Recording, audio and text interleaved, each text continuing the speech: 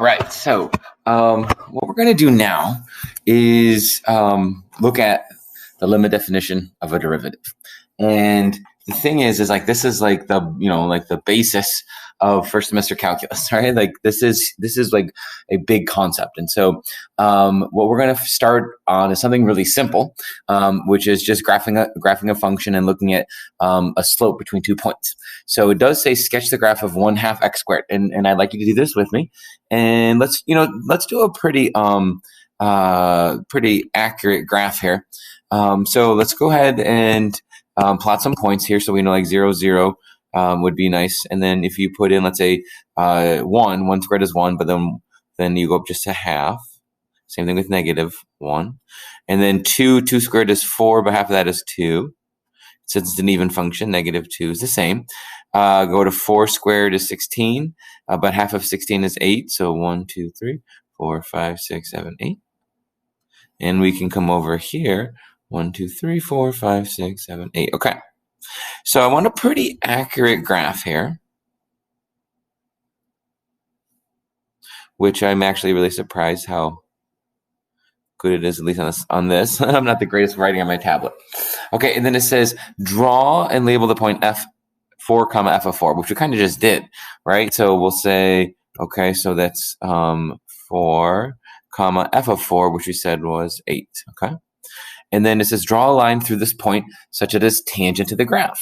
Remember, a tangent line just touches once, right? It just kind of skims there. So if I had to, if I drew this tangent line like right there, like that line right there, we would say that's the tangent line, right? And a tangent line, again, just intersects just once. Tangent, there's like the noun tangent, which is a trig ratio, but then there's also an adjective tangent, which means I'm just touching just once. And it says like estimate the slope of this line. Well, I don't know. It looks like it went up 1, 2, 3, 4 over 1. So maybe the slope's approximately 4 to 1. Just guessing here, or maybe like which is 4. I don't know why I wrote it that way, or 3, maybe something like that, but some value. Okay. So then what I'm going to do is I'm going to, I think, scroll to here. Wow, way too far. So then what I want to do is do that again, but graph 2 points. So now it says graph the same, all right, like the redraw of x plotting that's the same point, but now also plot one more point, something that's a little bit away, where h is just some positive distance. Kind of like when we did epsilon delta, where epsilon was just a little bit of a distance. So let's go ahead and redraw that graph. And so we got 0, 0. We said 1, 1/2, 2, 2, and then 4, 8. 1, 2, 3, 4, 5, 6, 7, 8. Sorry. And then 1, 2, 3, 4. 1, 2, 3, 4, 5, 6, 7, 8. Okay. And then 2, 2. So we're going to redraw this graph. A nice parabola. Still plotting 4, and then f of 4, which we said was 8. Maybe write it like this. But now, so if this is 4, and now what I want to do is I want to go just a little bit away.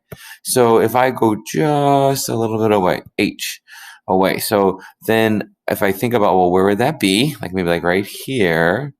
So this point right there is whatever that arbitrary distance is, h, from 4, and then whatever I evaluate that it is, like f of 4 plus h. So it's going to be a little bit higher than 8, but again, we don't know exactly for sure. And then if I connect those two lines, I no longer have a tangent, but I have what's called a secant line. And a secant line, I'm probably going to write it down below too, but a secant line, just so you know, intersects 2 times. So tangent line intersects once, secant line intersects twice, which I think the irony is that both of those are trig functions as well, right? But if I wanted to, if I think about it, oh, here, look at this. This is called a secant line. Look at that. I knew it was coming, just didn't scroll far enough. Okay, so then, it says, what is the slope of this line in terms of h? Well, remember, slope is just good old y2 minus y1 over x2 minus x1. And so then if we think about the point that's to the right, like here, as being my y2, I could say, in terms of h, I could say the slope is f of 4 plus h, which is the y value, minus f of 4, which is the other y value, all over the x value of whatever 4 plus h was, minus 4. And, that's nice because in the denominator, those cancel. At least the 4's do. So I get f of 4 plus h minus f of 4 all over h. Okay, so then it says, what happens to this line as h approaches 0? Well, remember, h is our distance, right? H is this distance between our starting point 4 and our arbitrary other point. So now, what happens when h goes to 0, right? So what happens at that distance where this point was? Like, what if h gets smaller and smaller and smaller? Well, the distance that the point is from the original point gets smaller, smaller, smaller, until those 2 points really become 1, right? Those 2 points start to fuse together. So what happens to this line as h approaches 0? Well, the 2 points become 1, and then the secant line becomes the tangent line. So you might say like the 2 points become 1 point, which means the secant line becomes the tangent line. Okay, and that's honestly the basis of calculus. Isn't that crazy? Like, calculus is just based on slope right now. Okay, but that's because slope can represent so much in terms of instantaneous rate of change, and then that's really what we're after here. So and then think about this. Okay, so this is like really cool. So think about this. If you let h go to 0, so in this denominator, then we get a 0 there. And then if you let this be a 0 here, you get f of 4 minus f of 4, which is 0. And I mean, look at this, right? Here's our old friend, 0 over 0. And, it's that indeterminate form of a number that we said represented the whole, right? One point of discontinuity, And so, way back even when we were doing those limits, I even mentioned, I said, well, holes are good. Like, if you're going to be some kind of discontinuity, be a hole. That's because that's the basis of calculus, right? So when we start to make those 2 points become 1, right? As the h goes to 0, our secant line becomes a tangent line. And so if we can somehow evaluate that, we will be able to get that slope.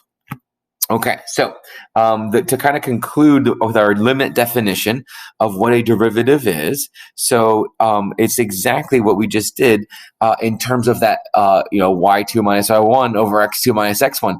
That's just it. Like, derivatives just measure slope.